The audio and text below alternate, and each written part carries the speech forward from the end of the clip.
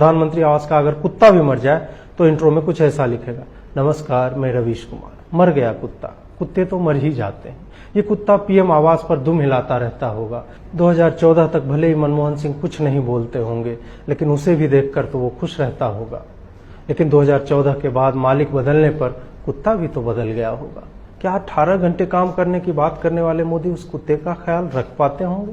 क्या वो कुत्ता भी मोदी को देखकर उतना ही खुश होता होगा? क्या 2014 के बाद मोदी उसे ऐसे तो नहीं देखते होंगे कि ये तो मनमोहन का कुत्ता था 10 सालों से, मेरा क्या, मेरा बस चले तो इसका इनकाउंटर करवा दो। और क्या पता कि ये कुत्ता मरा भी कैसे होगा, क्योंकि नेशनल सीक्रेट के नाम पर कुत्ते का पोस्टमार्टम तो हुआ ही नहीं। सबूत आप मांग नहीं सकते क्योंकि आपको एंटी नेशनल करार दे दिया जाएगा। हम और आप इसमें कुछ नहीं कर सकते क्योंकि सत्ता जिसके पास है उसका क्या इतिहास है ये किसी से छुपा तो नहीं।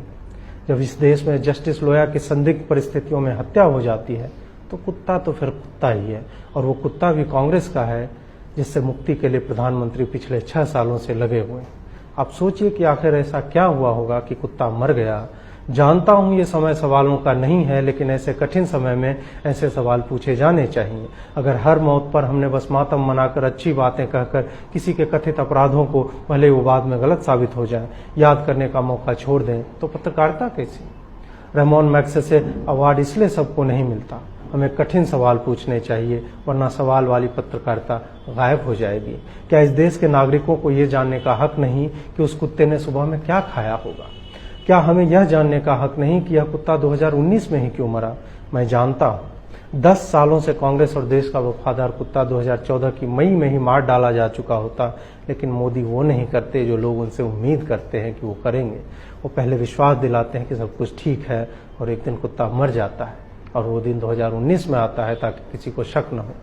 मैं शक नहीं कर रहा, मैं तो आपको बस दूसरा पक्ष, कुत्ते का पक्ष दिखाना चाह रहा हूं कि इसकी टाइमिंग देखिए। जब कुत्ते खुद को डिफेंड नहीं कर सकते, मैं करता हूं, करता रहूंगा। कुत्ते की उम्र 17 साल थी। यूं तो इस उम्र में कुत्ते स्वाभाविक मौत से मरते हैं, लेकिन ये तो प्रधानमंत्री का कुत्ता था। प्रधानमंत्री का कुत्ता तो आम कुत्तों से अलग होता होगा। उसे तो गली गली खाने के लिए भटकना नहीं पड़ता होगा। वो तो बाजार से यूट्यूब पर चलने वाले विज्ञापनों में आने वाला पैकेज्ड खाना खाता होगा, मिनरल वाटर पीता होगा। फिर तो उसकी उम्र भी ज्यादा रही होगी, 5 साल तो बढ़ी जाती होगी उम्र। इंसान भी संयमित भोजन करे तो उसकी भी उम्र बढ़ जाती है। योग ऐसा कहता है। आप कहेंगे कि रवीश जी आप तो कुत्ते की मौत को इतना बड़ा बना रहे, जिसका कोई नहीं होता उसका रवीश होता है। हैशटैग रवीश जी आपसे उम्मीद है लिखकर हजारों लोग मुझे रोज मैसेज करते हैं। ये कुत्ता भी करना चाहता होगा, लेकिन आधार कार्ड और मोबाइल नंबर के जुड़े होने के इस दौर में क्या प्रधानमंत्री कार्यालय को कुत्ते पर शक नहीं होता? शक क्या, वो तो पूरा मैसेज ही पढ़ लेते होंगे जैसे हमारा आपका पढ़ते हैं। इसलिए एक पत्रकार के तौर पर मेरी जिम्मेदारी और बढ़ जाती है कि मैं उसका भी पक्ष रखूं। दूसरी बात, ये कुत्ता हमारे, आपके, हम सब के पैसों से पलता होगा। प्रधानमंत्री आवास का खर्चा टैक्स भरने वाले उठाते हैं, इसलिए हमें ये जानने का हक है कि उस पैसे का दुरुपयोग तो नहीं हो रहा था। उस कुत्ते को सुबह के खाने में जहर दे दिया गया होगा, वो किसके पैसे से आया होगा? कोई आदमी एक मूक जानवर को जहर देकर मार कैसे सकता है? कितना निर्दयी रहा होगा? इसका जवाब कौन देगा? इस बात को क्यों छुपाया जा रहा है मैं जानता हूं। कुत्ता गाय नहीं होता, कुत्ता तो कुत्ता होता है, इसलिए उसके मरने पर शोर नहीं होता। संघ वाले बेहतर बताएंगे कि गाय और कुत्ते का फर्क क्या होता है। मोदी भी जानते हैं कि क्या फर्क होता है। भले उस कुत्ते ने कितने प्रधानमंत्रियों, नेताओं, सत्ता के शक्तिशाली लोगों का हाथ अपनी गर्दन पर महसूस किया होगा, लेकिन आज वो मर चुका है। सत्ता, पावर, नेता का करीबी होना उसके काम नहीं आया। उसे मार दिया गया जैसे लोग मार दिए जाते रहे। लेकिन आपको क्या, आप टीवी देखते रहिए, हिंदू मुसलमान करते रहिए।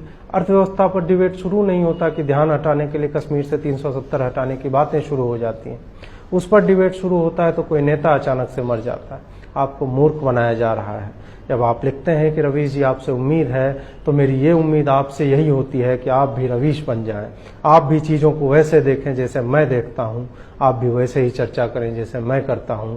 आप भी कुत्ते को देखकर सोचें कि ये किसका है, ये क्या खाता होगा, जीडीपी बढ़ने से इसके जीवन पर क्या फर्क पड़ता होगा, क्या इसे पता भी होगा कि जीडीपी का मनुष्य करता क्या है। जब तक दर्शक जागरूक नहीं होगा, ऐसे ही आपको डराया जाएगा कि हाँ प्रधानमंत्री आवास का कुत्ता भी चला जाता है और किसी को पता नहीं चलता। चिल्लाने वाले एंकरों से पूछिए तो वो कहेंगे कौन सा कुत्ता, किसका कुत्ता। मंटो की एक कहानी है टिटवाल का कुत्ता, पढ़िए उसको। लेकिन मंटू तो पाकिस्तान के थे। क्या पता आप पढ़ते रहेंगे और कोई कहेगा कि ये पढ़ना है तो पाकिस्तान जाओ, लेकिन आप पढ़ते रहिए। आपातकाल आ चुका है, आज कुत्ते मर रहे हैं, कल को मुझे सड़क पर रौंदती हुई कोई गाड़ी निकल जाएगी, आप लोग 2 दिन दुखी रहेंगे, मेरे बारे में अच्छी अच्छी बातें कहेंगे और फिर सब भूल जाएंगे। लेकिन आपको भूलना नहीं चाहिए। अगर रवीश मर जाएगा तो आपके हैशटैग पर भी वही गाड़ी चल चुकी होगी, आपके उम्मीदों की भी हत्या हो चुकी होगी। तब आप शोक मत करिएगा। मैं चाहता हूं कि मेरे जाने के बाद आप सवाल पूछेगा कि वो गाड़ी किसकी थी, उसमें कौन बैठा था, क्यों बैठा था। तब आप किसी भी तरह से उसका एक कनेक्शन निकालिएगा ताकि पता चले कि उसके पूरे खानदान में चाची के, दादी के, फूफा की मौसी का लड़का भाजपा से जुड़ा कोई वार्ड कमिश्नर तो नहीं। फिर आप उसमें भाजपा, संघ, अमित शाह, मोदी और मेरी गजब की पत्रकारिता के बिंदुओं को जोड़ दीजिएगा। कहानी बन जाएगी और चल भी जाएगी। नमस्कार।